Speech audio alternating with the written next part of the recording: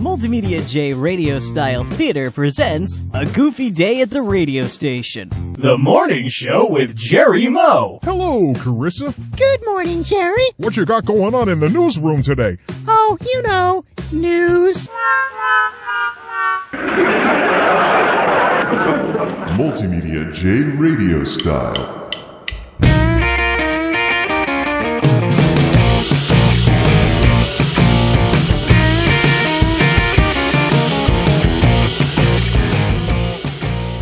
Well, folks, this should sound very, very different and a heck of a lot more like you're actually listening to this on the radio than usual. Specifically, it's going to sound very vintage because I was watching a few sound engineering tutorials earlier and I found out not only how to make better use of the compressor feature to level out volume changes in the various things that I talk about, but also the kinds of filter curve type stuff that can be used to make vocals, for example, when someone records a song, sound better than what they otherwise would sound like. And I'm actually very seriously wondering if, when it comes to people just singing songs and stuff, there's this thing where someone will tell you, oh, you just carry a tune, but you're not a real singer.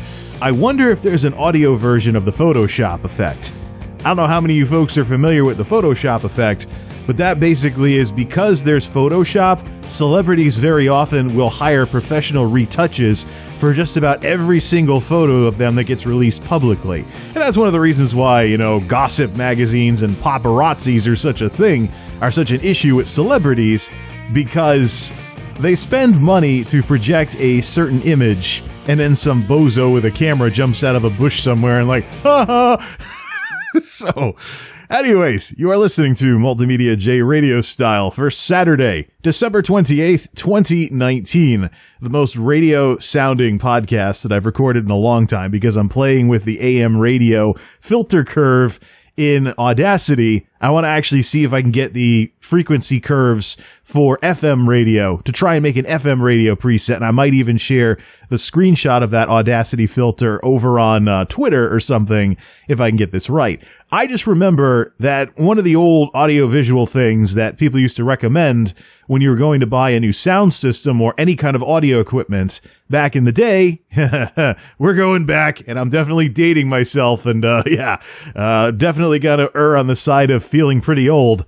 But once upon a time, folks would tell you to bring a portable CD player or a CD or something whenever you went to go check out some sound equipment, because what the folks in the store would do to try to get you to buy stuff that maybe that you shouldn't buy is they would use the radio as a way of saying, hey, yeah, these speakers sound great, except both AM and even FM radio have a frequency limitation.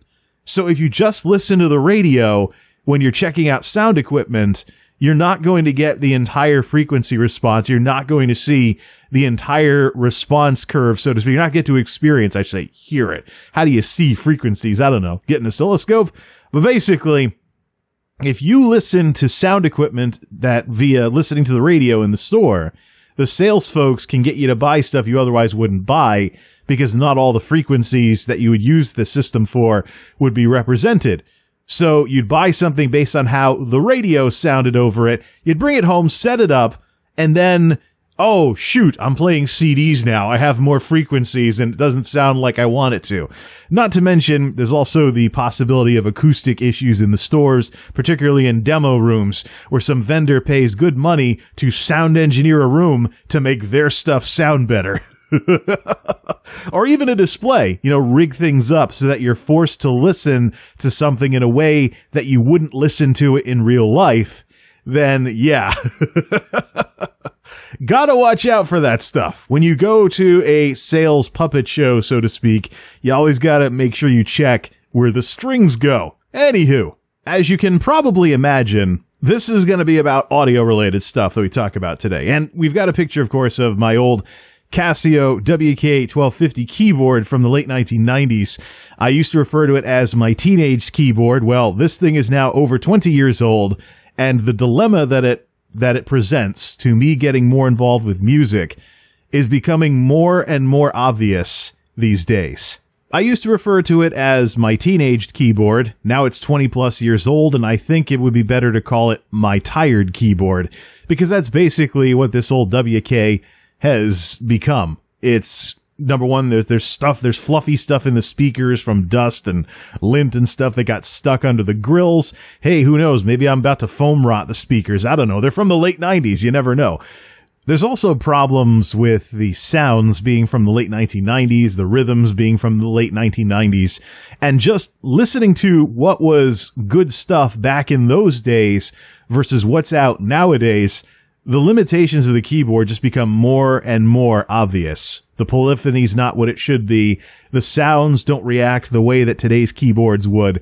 It's just, I feel very old that I have something that's old enough to seem this old with this keyboard from the 90s. But I also know that people collect keyboards from all kinds of generations. And they'll often play old stuff on purpose just to maybe recapture the feeling of the olden days or go for a specific retro sound or something along those lines. So I'm not so sure I want to get rid of this thing, but at the same time, I think a WK-7600 would be a much better and much more useful successor to the WK-1250. And so even though I'm still very much in tenacity mode when it comes to money, and I'm trying to save stuff more than anything else, at some point I will most likely try to find a way to raise some funds to get a WK-7600 sometime next year as one of the changes for 2020. And of course, keep the old 1250 around, maybe fix what's wrong with it, the buttons that don't work all the time, check the conductive discs on the rubber domes underneath, get those fixed and put those back into service, clean the circuit boards, get all the dust out from the keys and things along those lines, really clean it up and restore the thing. And it'll just be a nice little memento of the music that I played going all the way back to when I was a teenager. For those curious about my keyboard history, keyboards have been something I've never been that far from. I've been doing some digging around on YouTube to try and find out which of the Casio keyboards from the 80s was the one that I remember the demo song, and that's something I very, very much remember. But when I was a little kid, one of the sitters whose house I went over once after school had a Casio keyboard from the late 80s. And of course, there was another one that had a piano. So key instruments are something that we go way back. I'd probably go back as far with key instruments as I do with video games. But the thing is, there was one sitter that had a piano in her living room, but the big thing that caught my eye was I knew what pianos sounded like, and I knew what organs sounded like. But when I ran into what I think was a PT-100 over another sitter's house, more affluent family, had more money, and she was a stay-at-home mom with some kids and stuff like that. Once I saw this PT-100, then I was like, this thing looks like a piano, but it plays like 4 or 5 instruments. Of course, they didn't sound anything like the instruments they were representing. This was the 80s. But much like how a television could show me stuff from all around the world on a little box in the living room, and a video game could let you control what was on that little box in the living room, a keyboard looking like a piano that could play all kinds of different instruments was something that I was pretty astounded by, and the curiosity never really left me for the rest of my younger years. In a sense, the keyboard was basically the musical version of a computer. If you could figure out how to make the thing do what you want, you could do all kinds of stuff with it. Not necessarily like, say, playing a piano or, strumming a guitar. Synthesizers were kind of the musical expression of what computers were becoming in the 80s and 90s. So fast forward to the mid-1990s, and my dad and I schedule a trip down to Florida to visit my grandmother, who happened to have, my late grandfather's Lowry organ still in the living room as kind of a memento and almost like an heirloom or something, because so many people in my family have played that thing. There's even a picture of me as a toddler floating around, I think the family has it, being sat down at the thing, and they put my fingers on the keys and like, hey, look, little Jay's playing the organ. I'm like,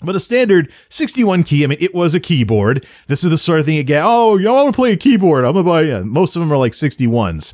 Then you've got the 70-somethings, like the 73s or the 76s. The one I have, I believe, is a 73. I've erroneously called it a 78 before, but I was mixing it up with the 88-key pianos. So a piano is 88 keys, and they're digital pianos that are 88 keys. Depending on the situation, you can use the computer elements of a synthesizer to get around having less than 88 keys. So the 1250 I have is a 70-something, and the 7600 I'm thinking of getting is a 70-something. That's kind of the happy medium between the little portable 61 key and a full-size piano, and the sheer amount of space that it takes up. I mean, with 88 keys, you really got to stretch if you want to play at both ends of the thing. So I've been able to make do with something with 70-something keys, but that might just be me. So anyways, my first 61, a ConcertMate 1100. Way better sounding sounds, 16-note polyphony, 8 if you use the layer. So if I used layered sounds, it was as bad as the piece of junk that we just got rid of. that I just moved away from. It had a headphone jack, which is something my folks really liked for obvious reasons. And it was general MIDI compliant. The thing had MIDI ports and everything, so you could hook it up to a computer, could hook it up to other keyboards, could play tunes from like a Roland box or something if I had one, which I didn't. My church had one though. That's how they breathed new life into a Yamaha Clavinova from the early 90s that was kind of blah as a digital piano. But hey, it was from the early 90s. But they put some more life into it with some better sounding sounds through, I believe it was a Roland box they had hooked up to it, and the MIDI went to that. But you could still hit the polyphony limit if you hit too many keys at once on the digital piano. Fortunately, the Clavinova in my church was not used for any kind of arranging or anything, so there were no rhythms or anything of that sort. It was just, play and don't fat finger too many notes. You'll hit the polyphony limit and you'll lose some tones. So, anyways, I went to town with the 1100. It was great to have something standardized, something more regulation, and something, most importantly, more similar to if I was going to play in a church or I was going to play at someone else's house that had a piano or something like that. The keys were the right size, so I wouldn't be fat fingering stuff all over the place. And of course, the muscle memory element of it wouldn't change going from model to model. That's why I'd recommend for anybody who's at least an adolescent, if they're getting into keyboards, start them out on regulation size keys so they don't have to learn anything all over again. So the 1100. ConcertMate, decent stuff, but it was Radio Shack. And at the time, Radio Shack stuff was kind of known for being store brand. So, not very good quality. And it eventually showed up in the 1100 when I played the thing enough that keys started breaking. Now, at this point, my folks were like, oh my goodness, you've had that thing for less than a year, and you're already breaking keys, we gotta get it serviced. Not a good idea, because I then showed them how I was playing lightly and gently, and the keys were still breaking after we got it fixed. At the time, we talked with the keyboard player in my church, who was hack jobbing a Casio WK-1250 there was a Kawai synthesizer thing. I forgot what it was. It was a little bitty like synthesizer, like 49 keys. He had it for like a second sound if he wanted to use it, but it was way older. And the thing I remember with the Kawai keyboard, assuming that's how you pronounce it. If it's Kawai, then hey, what do you know? I've read these names more than I've said them or heard them being said by others. But the thing with that is, I remember it had, I was familiar with pitch bending and how keyboards would have a pitch bend wheel, or in the case of my 1100, pitch bend buttons. But this thing had a modulation wheel, and I was like, isn't that tremolo or something? So I set the thing to organ, and I cranked the modulation wheel one day. We were goofing around with some instruments after service, and he's like, hey, check this. And I was like, hey, use it for a little, but don't distract the people that were fellowshipping and stuff. So after service, I cranked the modulation wheel on it, set it to organ. I'm like, this is going to sound like a Hammond B3, isn't it? It's going to be modulated. It's going to be like tremolo or something. I hit the keys. No, this is an old organ sound from an early 90s keyboard that's now being modulated all over the place.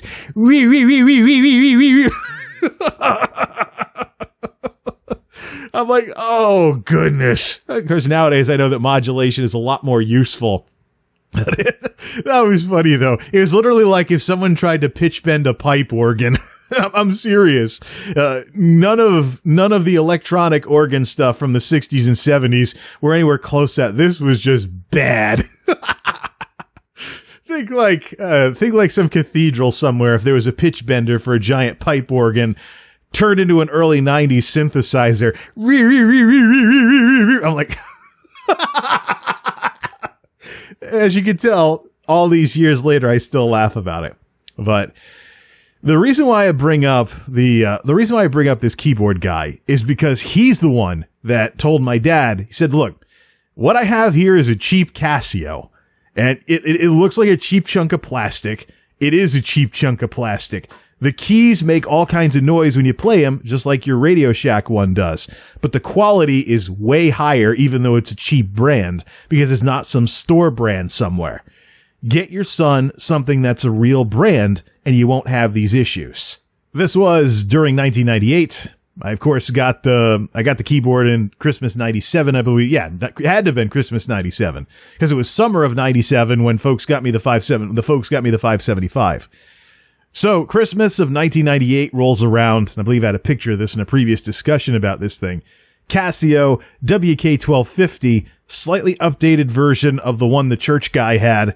And let me tell you something. I have slid my hands up and down this thing playing organ stuff. I've hit drums with it, sometimes quite hard to make it quite loud.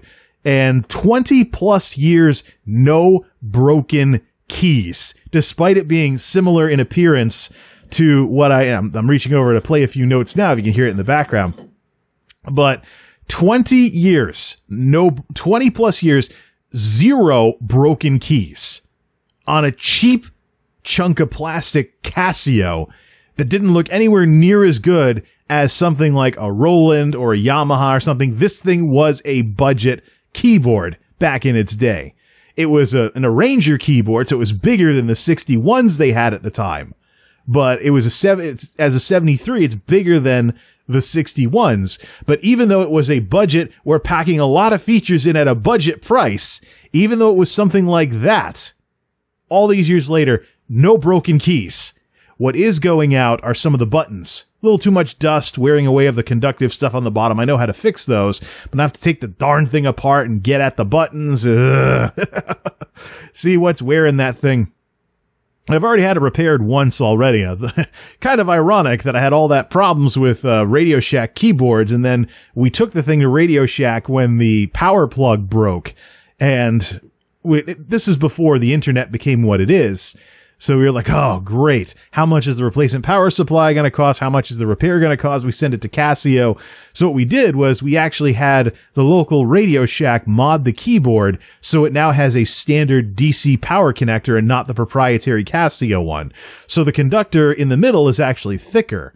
So we just modified the thing, and I probably could have done that. You know, I'm an electronics guy. I've been soldering for a long time. I actually have a formal background in it, but we didn't want to take any chances on breaking the thing. So we brought it to the Radio Shack folks, and they actually modified this keyboard to have a industry standard, I should say, power supply. So you can have a 12-volt power block from somewhere, and it doesn't have to be the Casio one, and it'll still work, long as the voltage is correct and the amp carrying current and stuff is correct. And, of course, Radio Shack sold a bunch of those blocks. But thanks to this mod, there are actually some smaller power blocks out there today than the big Radio Shack block that I've been using for years that have the current carrying capability to power this thing. But it's just, over the years, the wear and tear has mostly been to the buttons, not so much the keys. Although I could put a vacuum to the keys to get all the dust out of them, or take the thing apart and clean them out, or something along those lines. But it's mostly a matter of you wonder if the speakers are going to foam rot, or you have a situation where a little bit of dust gets in the potentiometer for the volume slider, so it makes crackly noises, or the speakers go intermittent as you adjust the volume, stuff like that. It's old. It's old, and it's starting to show its age, and it's starting to sound its age as well, with just what, the piano sounds and the organ sounds, what they are versus what they are on today on the 7600. And the 7600's got a couple of years on it, but it's leaps and bounds ahead of what I have right now. There's drawbars for the organs that let you mess with the sound. There's an adjustable Leslie speaker so you can make it sound just like a rock organ, not the Mario Kart 64 tone 18 that's the one that I have right now. So, and even pianos, the nuance of hitting piano keys harder and softer is represented in the WK-1250 mostly in terms of volume. because it's got touch response, touch-sensitive keys, but that's largely in regards to volume. Today's keyboards, the piano sound will change. The timbre will actually change to represent hitting the keys harder on an actual piano. So it's not just the volume that changes, but the sound itself will actually change if you play harder and softer on today's devices. But perhaps the biggest thing, the biggest reason why I'm looking at replacing this 1250, at least in terms of my music setup, is what has happened on the computer side of things when it comes to MIDI. So, for years, when I had Sound Blaster Audigy cards in my systems with the front panels with the DIN connectors to take MIDI directly from the instrument, because once upon a time, Creative actually tried to sell sound cards to enthusiasts and not just, they eventually went gaming only, and the sound font support dropped off. But I was able for years to get around the problems with the old sounds of the keyboard. So you go to arrange something and it sounds like Mario Kart 64 or something like that. But I was able to get around that for years with an ASIO sound card like the Sound Blaster Audigys and X-Fis of years gone by. There's one out there nowadays that's kind of a successor with the technology, but it's actually the time marching on has done its damage to that piece of kit as well, because the Audigy card that's out there nowadays, I think it's the RS or something, under $100, nothing exciting, actually has lower sound quality than a lot of onboard audio these days, because technology has just gotten that much better. It's kind of frozen in time for people that need a beefy sound font sound card. Plus, I don't know if there's room in Monolith to make the PCI Express 1 port that we need work without some kind of riser or adapter or some kind of extension cable. I think those do exist, but now we're getting cheesy with this stuff and things like that. I could theoretically try to install something like that to add a sound card to Monolith, to have something like maybe the optical audio going out being encoded on the fly into Dolby Digital 5.1 or something along those lines. But just in the analog days, I remember using sound fonts to get around the crappy sounds on this keyboard. But nowadays, with today's equipment, and particularly since I'm using HDMI and a home theater, but I found this also happens with analog audio nowadays, the lack of dedicated hardware and the kind of jack of trades thing, plus the way Windows has changed with how sounds are handled, that got around some of the problems with creative drivers and things like that. Today's gear has a very, very nasty habit of introducing a lot of latency when you're trying to record. So in the case of, even though there are soft synths out there doing all kinds of stuff, the way it works nowadays is if you don't want your timing in when recording something to get thrown off by latency, if you don't want your timing to get thrown off by latency, you're going to want to spend a portion of the recording session working with the local sounds in your keyboard, whether it's to establish the timing and then time shift everything later for like the drums or something like that. There's an element of sound creation and experimenting around that requires you to use some kind of local monitoring so you don't get latency. So even though I could take sound and jump up the quality by using sound fonts, by mass sending the note information over MIDI, with what I have nowadays, to get the timing right on the recording, I would want to record using local sounds. So I'll be over here and I lose the nuance of hitting the keys harder and softer on something like a piano roll or something like that.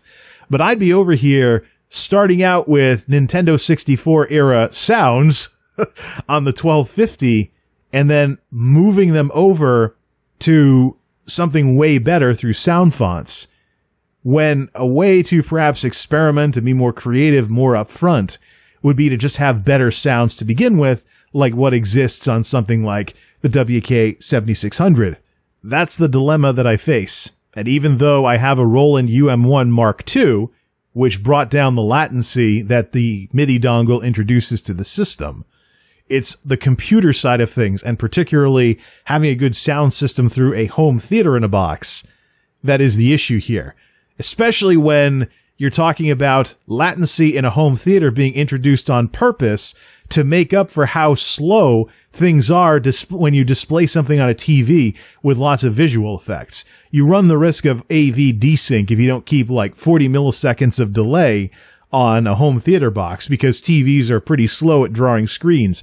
That's why you have TVs nowadays that have gaming mode, so you see things faster and you hear things faster. That's something I'm going to have to think about for my own setup in the very near future.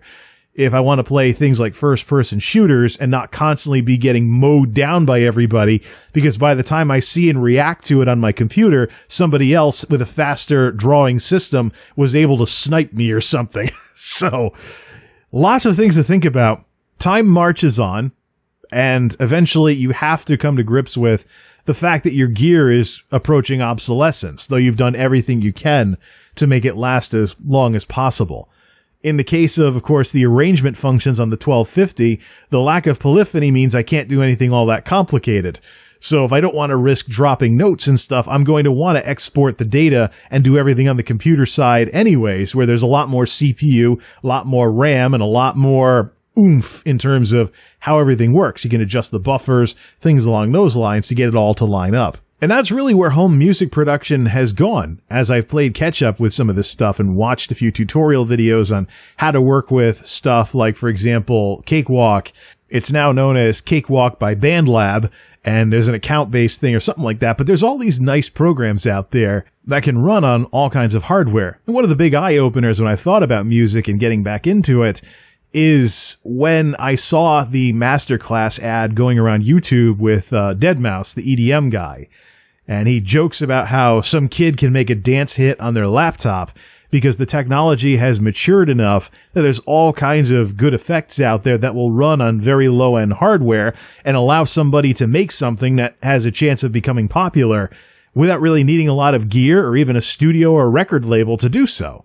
So I've been curious about this stuff for a very long time, but it looks like the technology is now finally starting to catch up to my curiosity. And as I found out how time has marched on, unfortunately, the WK-1250 just seems to have been left in the dust.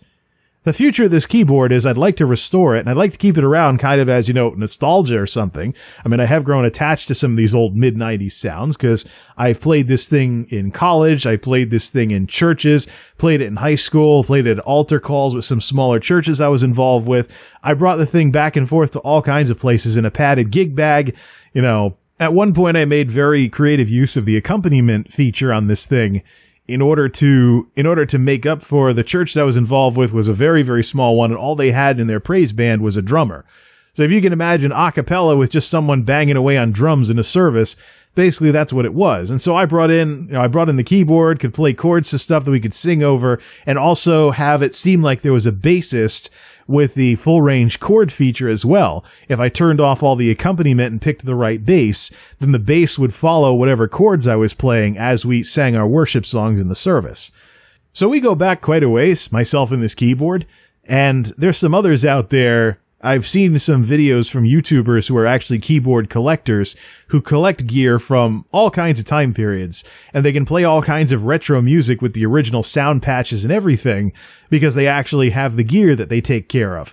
So in a sense, it's kind of like, people gave away their video game collections or something, and then suddenly they wanted them back, and it drove up the cost of used games in the AVGN and the game review on YouTube era and stuff like that, when game reviews were this huge thing people were doing.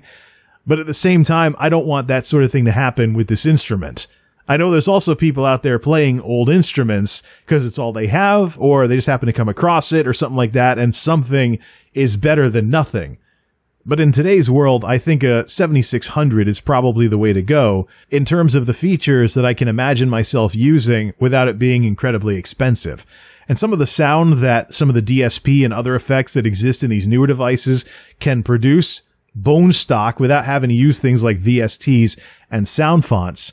Some of the stuff that's out there nowadays, it just sounds really good even without modifying anything. So pair that up with a good computer, and who knows what kind of possibilities may exist with that kind of stuff. So, long discussion though it has been, that's the state of my tired old keyboard, and that's one of the things I want to do for 2020 is get back into music. And the biggest thing I have to do is fix the weakest link in my music creation setup, which unfortunately, no thanks to time marching on, is this tired old thing. Thanks for listening, everybody. Till next time, this is MultimediaJay signing off. Thanks for stopping by. This is Multimedia J Radio Style. Don't touch that dial.